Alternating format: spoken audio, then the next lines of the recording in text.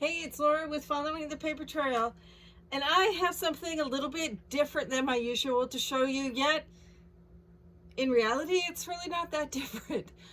For those of you who have been following me all these years, you know that I've always been into finding new ways of binding things.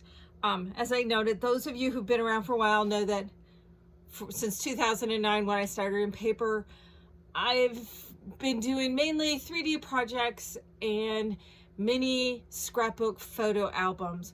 Over the last 2 years, I started a slow pivot towards more journaling with my photo journals, which are kind of a hybrid of journals and mini albums. And lately I've been leaning more and more towards the journals.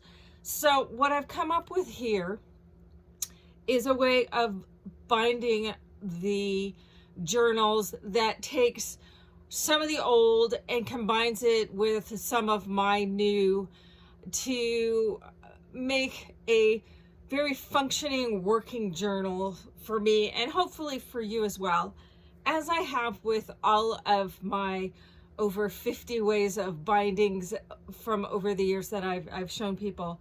I'm doing this one and putting it out there for free. I do have quite a few modifications to this that over the next few weeks and months I will be doing tutorials showing some of those modifications in those tutorials. But the basics of how this one works, I'm going to show you how it is today. Like many who have done, whether it's art journals or junk journals or other kinds of journals, most of the binding on those are stitched bindings that have been around for centuries, if not longer. Some of the ways that journals are bound, quite literally, are some of the first ways that man bound pages of paper and papyrus and other things together to form books. And I love that connection to the past. So I've kind of tweaked that and incorporated it in with something that I did about a year ago, my X, Y, and Z binding. This is one of the books. It's an unfinished book. Using that has these little triangular, these triangular tubes that the pages then attach to. So I decided to incorporate that in with a traditionally stitched signature, and attach it to those bars, and then those bars attach, in this case, this is a vintage book cover, but you can also do it with your own covers that you make, or a soft cover, to make it so where the signatures can come out, whether it's an art journal or a writing journal. I don't always like having to work with the entire book. I want to be able to take a signature out. So what I have done is made it so that these signatures come out without them having to be slipped under an elastic band, which has been the most common way of having removable signatures in a journal. And with this, I just have a typical, in this case, it's a junk journal signature. I am doing a tutorial for how I put together my junk journals, and I will talk about putting together papers, etc., for signatures in that, but I'm not going to go over actually assembling a signature or a stack of papers in this video.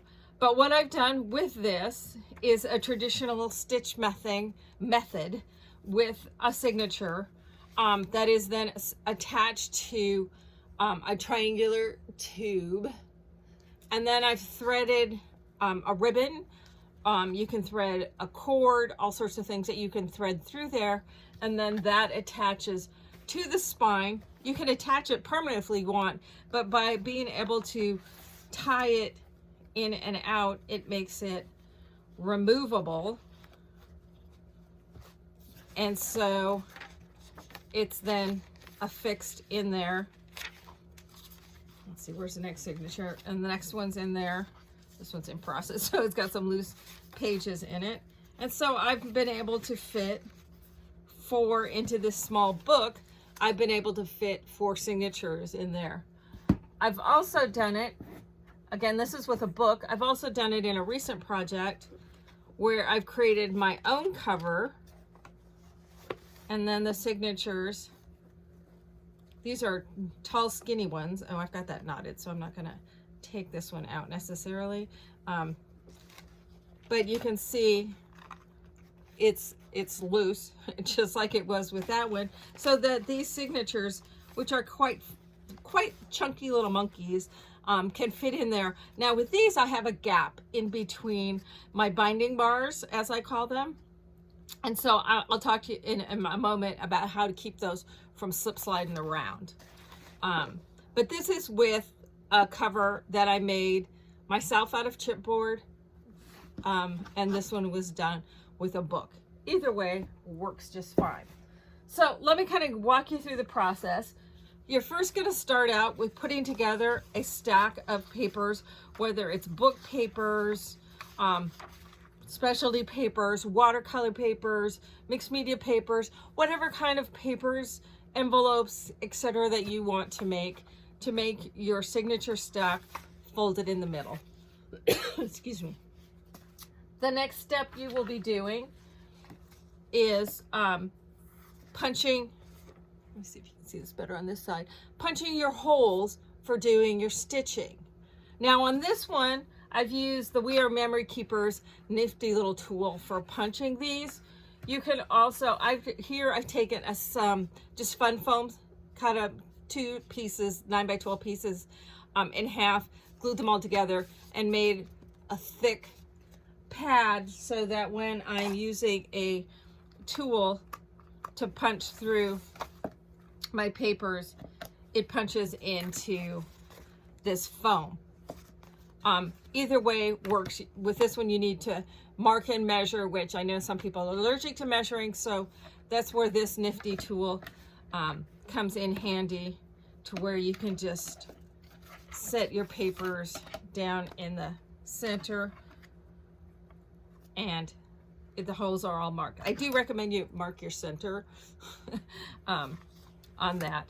If you have a cradle, a bookbinding cradle, which is 2 wood pieces that come down at an angle with it, where they come together, there's a gap where you punch through. Those are also nice to have. I don't happen to have a cradle, so I make do with these 2 methods. So you're gonna punch your holes into your signature. I'm also gonna then cut a piece of lightweight chipboard. This is the same weight as like cereal boxes or other types of lightweight chipboard that you have probably in your pantry. I wouldn't necessarily go out and buy some if you've got, for instance, this book. These were all done from cereal boxes. I just happened to cover it. This is some naked chipboard. So you're going to cut these 1.25 inches. Doesn't matter how tall it's going to be. It's going to be 1.25 inches wide. And then you're going to score 3/8 of an inch in from each side and down the center. So you'll have a 3/8 section, a quarter section, a quarter section, and 3/8. And that'll totals up to 1.25 inches. Down the center, you're going to punch your holes that line up with your page. Now I make my binding bars, is what I call these. I make these the same height as my page. And I want my holes to line up on this. In fact, I typically will punch them all stacked together.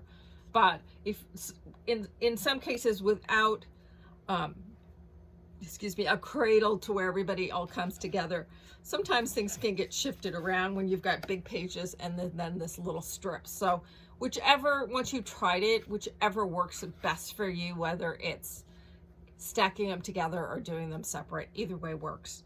But what we're gonna now do is, rather than sewing this directly to a spine where we've maybe punched it in, we're gonna sew it to this piece. But we need to sew it with it open. And once we have it all sewn on, we'll be able to fold this all closed and turn it into that triangular tube. It's a relatively flat tube, so then it doesn't take up as much depth, but it also doesn't need to be any taller than this. This is going to give it some structural strength so that it's not bending this way, but it isn't taking up a ton of depth space as well. So before I get that rolling, I am going to add some strong tape. This is, I'm using score tape, but you can use glue as well, or any other very strong double-sided tape. You're not going to just want to use like a glue stick or something like that. You're going to want to use either a strong tape or a glue. So I'm going ahead and getting that put on there before I start. And then I'm just going to use, I'm going to use a brighter cord just so that you can see it while I stitch this on. Now I wasn't paying attention when I punched this and I did an even number. I typically want to do an odd number so that I can start on the outside and end on the outside, but we're just going to kind of wing this and make it all come together fine. Now, when you're doing this, one of the things you can also do is you don't have to have your binding bar be the full height. I typically do that, but in cases where you want like a window, like this one has, where you want a window in your binding. So this is actually these three sections are actually the cover, and these are the binding bars showing through on this one, which is using the XYZ binding. But you could also, so you could do it this way to where your binding bars show, you'd want to finish them in some way, or you can just do your little binding bars in sections that fit behind, and then you can have your signature folds exposed like many people like to do on some of theirs. And I'll do a sample of that in a future project. But I just wanted to show you that you don't have to have them the full length. They can be also partial length. So I want this to be at least 1.5 to 2 times the height of what I'm doing. You want to make a nice big fat juicy knot on one end that I also glue in. So I'm going to start from the outside. Now I want this to where the concave of the fold is against the convex, so that it's kind of forming that X shape. So I'm going to start on the outside, go through the first hole. After I've punched my papers, I clip them together to keep them from shifting around. That way you don't have to keep lining everybody up again. Now, in the 10 years prior to me moving into paper back in 2009, actually it was longer than that, it was probably about 15 years, I was a quilter. Did lots of quilt patterns, quilt design stuff, but I did not like doing handwork. So me to do this hand stitching is, a lot of people would faint. Even back in high school when I used to make all my own clothes, I would convince my mom to do all my handwork for me. So the fact that I now hand stitch my books is rather humorous. But you can see how quickly this goes together. Now I have these separated by about 1/2 inch. You can make them closer or further apart, depending, on your own personal preferences. And this is where I'm going to do something. I'm going to go kind of off script because this is my exact center line. And as I said, I made it even, but I want my knot to be on this outside. So I'm actually going to punch an extra hole. I'm going to backtrack by about 1/8 of an inch. And go in. And so then I can come out at this next one.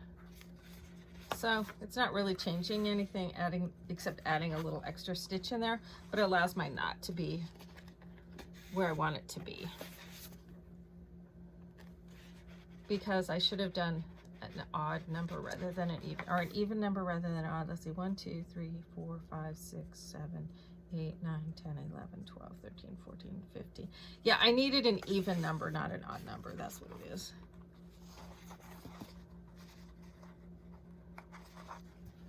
But once, you know, your holes are all punched through with a piercing tool, which the We Are Memory Keepers one comes with a piercing tool.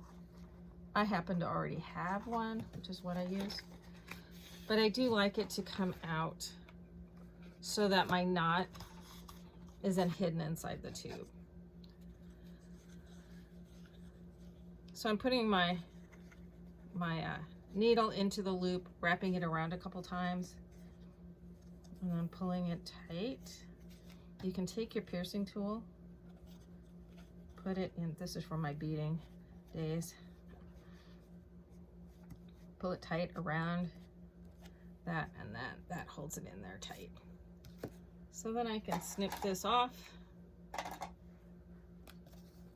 And I have now my signature is, I can take these guys off, and my signature is now attached to my binding bar. So I can flip through this way. I can flip through my papers and do whatever it is I plan to do with them. To then complete this tube, give a refold to those. I can peel this paper off. You can also glue it and hold it, but I'm going to wrap and attach so that at the bottom of the binding bar, it ends up being 2 layers.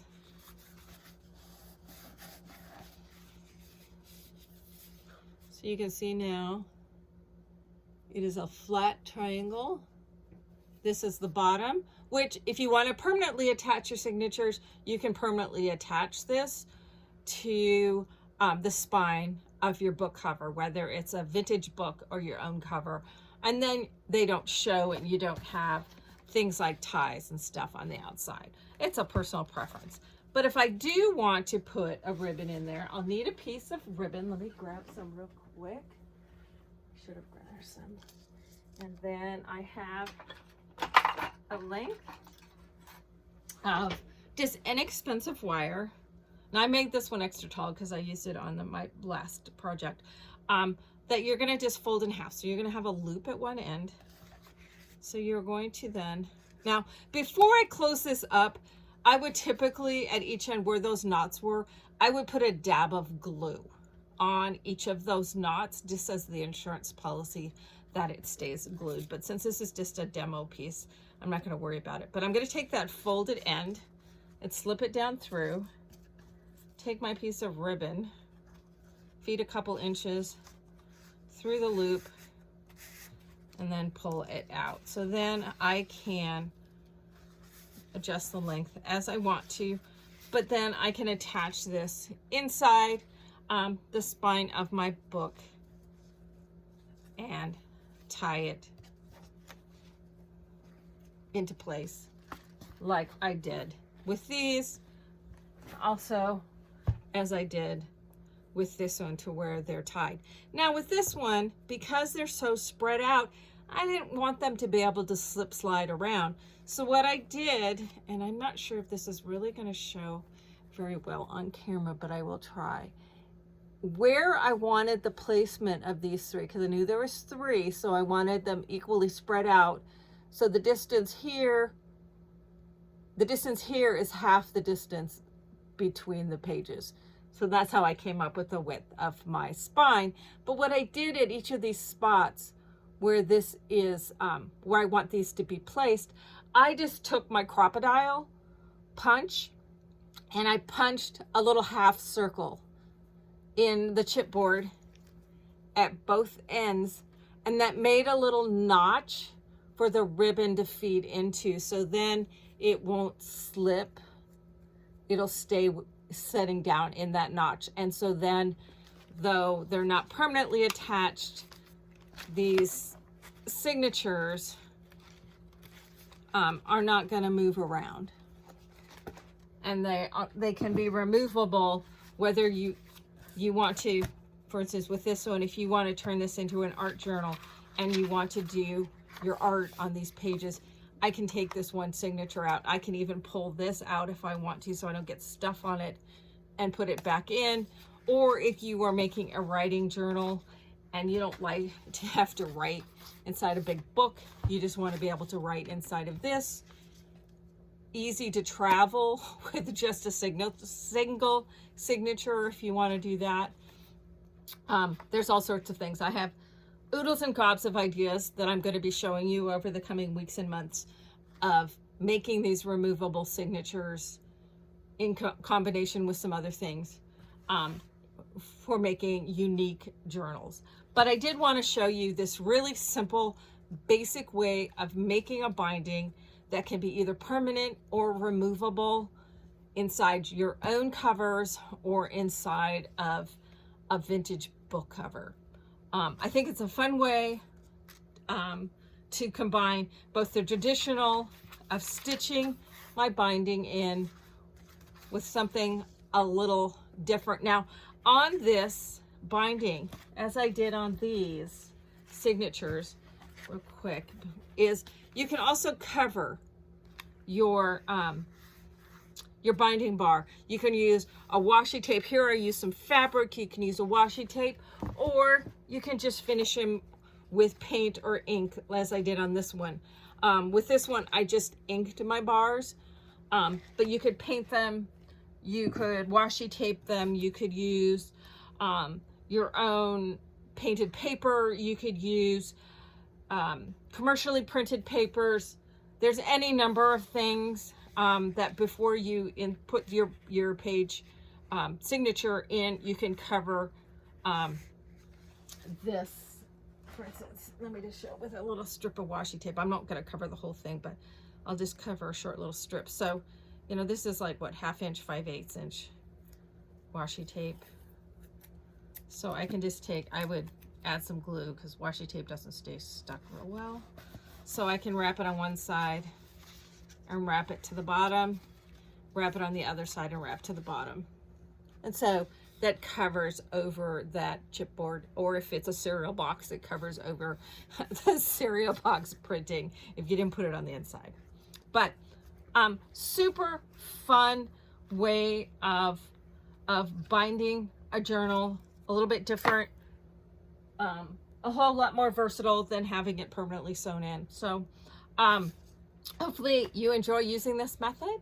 And over the next couple of weeks, I'll be showing you modifications of using this on future journals and other projects. So hope you enjoy it. Thanks a bunch.